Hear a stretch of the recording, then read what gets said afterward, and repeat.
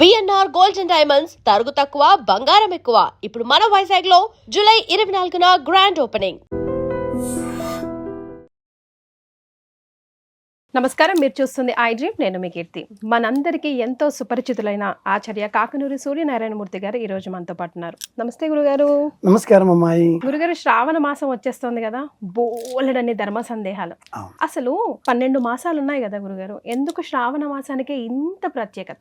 ఎందుకంటే ఈ మాసానికి నభో మాసం అని పేరుంది వేదంలో. మధుశ్చ మాధవశ్చ శుక్రశ్చ శుచిశ్చ నభశ్చ నభస్యేషోర్జశ్చ సహస్యశ్చ 12 మాసాలకి పేర్లు. నభము అంటే ఆకాశం. ఈ ప్రపంచాన్నంతటినీ కూడా శాసించేటటువంటి శక్తి విష్ణువు.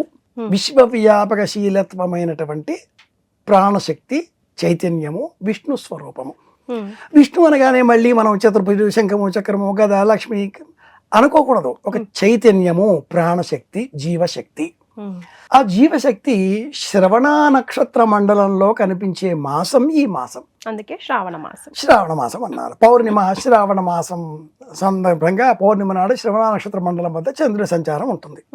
ఈ మాసంలో మనము ఆకాశం వైపు చూచి ధ్యానం చేస్తూ అంతర్ముఖులమై మనలో ఉండే ప్రాణశక్తిని, జీవ చైతన్యాన్ని పెంచుకోవాలి. ఎందుకని?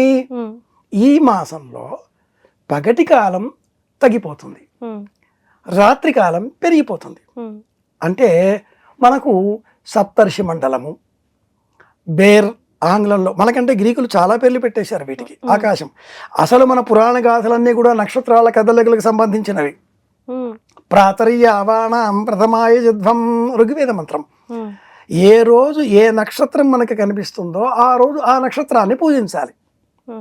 ఏమి అలా నక్షత్రాన్ని పూజించాలి అంటే ఆకాశంలో అక్షరం తెలుస్తామా? మరి ఆ కనిపించే నక్షత్రానికి సంబంధించిన అవుట్లైన్ గీతలు గీసి ఒక పురాణం కథ. భాద్రపదం, చవితి, వినాయక మండలం, గణపతి. శ్రావణ మాసం విష్ణువు, కృష్ణాష్టమి కృష్ణుడు. శ్రవణ నక్షత్రం స్వామి ఈ మాసంలో అవతరించాడు, విశేషంగా ఈ మాసంలో పూజ చేద్దాం. ఇది వెన్నెల మాసం. శ్రవణ నక్షత్రాధిపతి చంద్రుడు. జ్యోతిషపరంగా చంద్రుడు మనఃకారకుడు. పాలకడలిలో లక్ష్మీదేవితో పాటు ఉద్భవించిన వాడు కదా చంద్రుడు. అందుకే చంద్రుడిని మనమంతా మేనమామ అంటాం, చందమామ అంటాం. లక్ష్మీదేవి అమ్మ, శ్రీమన్నారాయణమూర్తి తండ్రి. ఈ క్రమంలో చందమామ అయిపోయాడు ఆయన. అందుకని ఈ మాసంలో మనము ఉపవాస వ్రతం పాటిస్తూ, సప్తర్షి కృచ్ఛ చాంద్రాయణ వ్రతం, ఇవన్నీ ఉపవాస వ్రతాలు. చాతుర్మాస్య వ్రతం, ఇది కూడా ఉపవాస వ్రతం. ఈ విధంగా అంతర్ముఖులమై సూర్యాస్తమయం కాకంటే ముందే దీపారాధన చేస్తూ చిన్నారి బాలబాలికల్ని కూర్చుండబెట్టుకొని విష్ణు కథలు లేదా కృష్ణ కథలు లేదా ఆధ్యాత్మిక కథలు ఇవి చెబుతూ కాలం గడపాలి. అందుకని ఈ మాసానికి శ్రావణ మాసం అని పేరు. ఈ మాసానికి ఇంకో పేరు కూడా ఉంది, వ్రతాల మాసం. నోములు వ్రతాలు రెండు మళ్ళీ వేరే అర్థాలు. నిత్యమైనది నోము, వ్రత్యతే అనేనా నియమంతో కూడుకున్నది వ్రతం.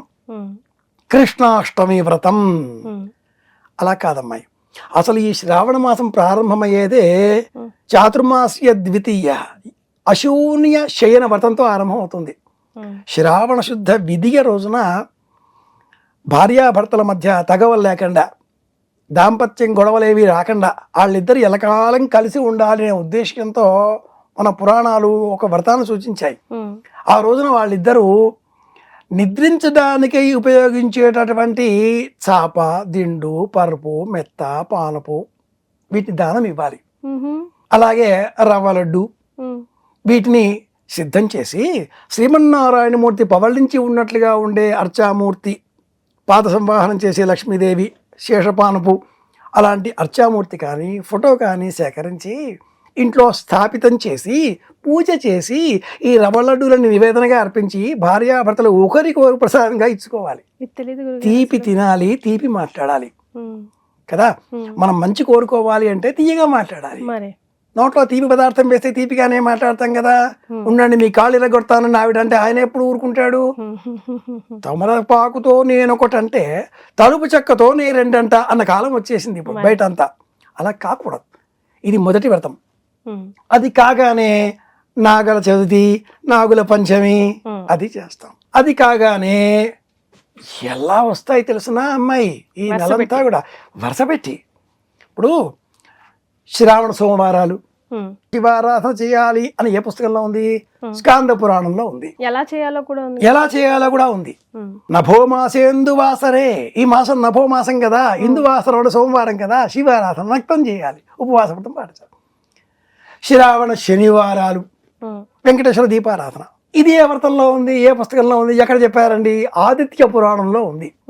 అలాగే భవిష్య పురాణంలో, స్కాంద పురాణంలో కూడా ఉంది. నిజానికి అన్నట్టు ఈ శ్రావణ శనివారాలు స్కాంద పురాణాంతర్గతమైన విధానం, శ్రావణ శుక్రవారాలు భవిష్యోత్తర పురాణం, శ్రావణ మంగళవారం వరలక్ష్మి వ్రతంతో పాటుగా చేసేటటువంటి శ్రావణ మంగళవారం మంగళగౌరి వ్రతం, పెళ్ళైన వధువు 5 ఏళ్ళు చేసుకుంటుంది. ఇలా చేయడంలో ఈ శ్రావణ మంగళవారం వ్రతం కూడా భవిష్యోత్తర పురాణంలో వ్రతం ఉంది. ఈ వ్రతాన్ని ఎలా ఉద్యాపనం చేయాలనేది స్కాంద పురాణంలో ఉంది. పురాణాలన్నీ ఈ వ్రతాలన్నీ కూడా అత్యధికంగా శ్రావణ మాసంలోనే చేయాలి అని చెప్పడంతో ఈ మాసాన్ని వ్రతాల మాసము అన్నారు. ఇంకా చెప్పాలి అంటే శ్రావణ పౌర్ణిమ, జంధ్యాల పౌర్ణిమ, రాఖీ పండగ, జన్మాష్టమి. నిజానికి ఈ రోజున నాగబలి అన్న పేరిట సర్పాలను పూజించాలి. ఈ రాఖీ పండుగ అనేది ఉత్తరాయుకులుగా నుంచి వచ్చేసింది, నార్త్ ఇండియా నుంచి వచ్చేసింది. ఆ రోజున సర్పాలను పూజించాలి. ఈ మాసమంతా కూడా ఇలా పండగల చేత నిండిపోవడంతో అందరి ఇళ్లలో కూడా ఏముంటాయి తెలిసిన అమ్మాయి? నానబోసిన శనగలు ఉంటాయి, కిలోల కొద్దీ ఉంటాయి. అలాగే మంగళవారం మంగళగౌరి వ్రతం చేసుకోవడంతో చలిమిడి ఉంటుంది, అంతంత దీపాల ముద్దలు ఉంటాయి, చలిమిడి ఉంటుంది, శనగలు నానబోసినవి ఉంటాయి. మొలకలు రాకంటే ముందే తినాలి అన్నట్టు చాలా మంది పెద్ద పెద్ద మొలకలు వస్తే ఆరోగ్యం అంటారు. అలా తినకూడదు. ఆయుర్వేదం చెప్పింది ఏమిటి అంటే, నానపోసిన శనగలని 5 గంటలు దాటిన తర్వాత ఆ వెంటనే తినేయాలి. ఒక రోజంతా నానబెట్టి తెల్లారి ఇంత పొడువుగా వచ్చేస్తే వాటిని ఫ్రై చేసి వేయించి మసాలాలు జల్లి దాని రూపురేఖలు మార్చి జనాలు ఏది రుచి అవుతుందో అది మన మరణానికి కారణమవుతుంది. నాలికకి ఏది రుచి అవుతుందో అది ఎక్కువగా తింటాం, దానిపైన మనకు మమకారం పెరుగుతుంది, అది మన మరణానికి దారితీస్తుంది. ఎవరిని చాలా ఇష్టపడతామో వారే మనకు అత్యధికంగా దుఃఖాన్ని కలిగించేవారు అవుతారు. ఇది కరెక్టే గురుగారు. నాలికను నియంత్రించుకోవాలి, శ్రావణ మాసం నేర్పించేదే అది. అందుకే ఈ మాసం అంతా ఉపవాసాలుగా సప్తఋషి కృష్ణ చాంద్రాయణ వ్రతం, త్రిరాత్ర వ్రతం, అనేకం ఋషి పంచమి వ్రతం ఎన్నో వస్తాయి ఈ మాసంలో. కాబట్టి ఈ మాసానికి ఇంత ప్రత్యేకం. కొసమరుపుగా చెప్పేది ఏంటంటే, ఒక విషయం ఉంది అమ్మాయి, ఇదే ప్రశ్న నన్ను చైత్రమాసం గురించి అడిగావనుకో, ఆ మాసానికి ఇంత ప్రత్యేకత ఉందనే చెప్తాను. వైశాఖం కావచ్చు, జ్యేష్టం కావచ్చు, ఏ మాసం చెప్పినా ఆ మాసానికి ఇంత ప్రత్యేకత ఉంది అని చెప్తూ ఉంటా. అంటే సనాతన ధర్మం భారతీయానికి సంబంధించి హిందూ జీవన విధానంలో ప్రతి నెల ముఖ్యం, ప్రతిరోజు ముఖ్యం, ప్రతి క్షణం ముఖ్యం.